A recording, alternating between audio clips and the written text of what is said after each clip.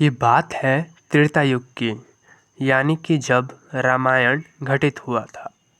तो ये बात उस समय की है जब श्री राम ने दैत्यराज रावण के नाभि में तीर मारकर उन्हें मूर्छित कर दिया था और वो अपने अंतिम सांस गिन रहे थे।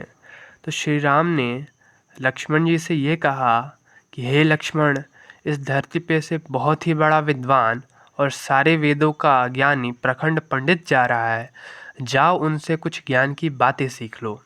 लक्ष्मण जी को काफ़ी अजीब लगा, लेकिन वो बड़े भाई की अनादर नहीं कर सकते थे, इसलिए वो रावण के सिर के पास जाकर खड़े हो गए। रावण काफ़ी कठिनाई से श्वास ले रहा था, लेकिन फिर भी कुछ नहीं बोला। लक्ष्मण जी को थोड़ा गुस्सा भी आया कि ये आदमी अंतिम क्षणों में भी काफ़ी घमंड का प्रदर्शन कर रहा है।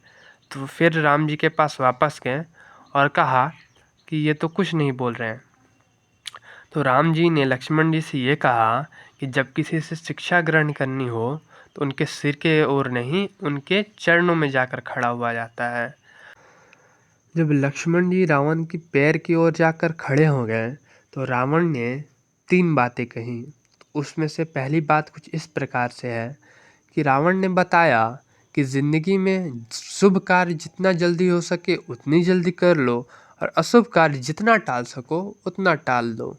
जैसे कि मैंने श्री राम के शरण में आने में देर कर दी, जिसके कारण मुझे आज ये दिन देखना पड़ रहा है। दूसरी बात दैत्यराज रावण ने ये बताई कि अपने शत्रु को खुद से कभी कमज़ोर ना समझे। इसके उदाहरण के लिए दैत्यराज ने ये कहा कि जब मुझे ब्रह्मा जी से अमरता का वरदान मिल रहा था तो मैंने ये वरदान मांगा था कि मेरा वध मनुष्य और वानर को छोड़कर और कोई ना कर सके। हालांकि वही वानर और भालुओं के सेना के द्वारा मेरी लंका का नाश हो गया। मैंने ये वरदान इसलिए मांगा था क्योंकि मैं वानरों और मनुष्य को तुच्छ जाति का समझता था, इसी कारण मेरा वध हो गया।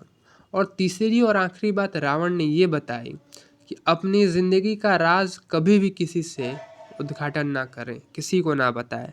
हालांकि रावण यहाँ भी चूक गया और उसे अपने अमरता का राज अपने भाई विभीषण को बता दिया और उसी के कारण रावण की मृत्यु।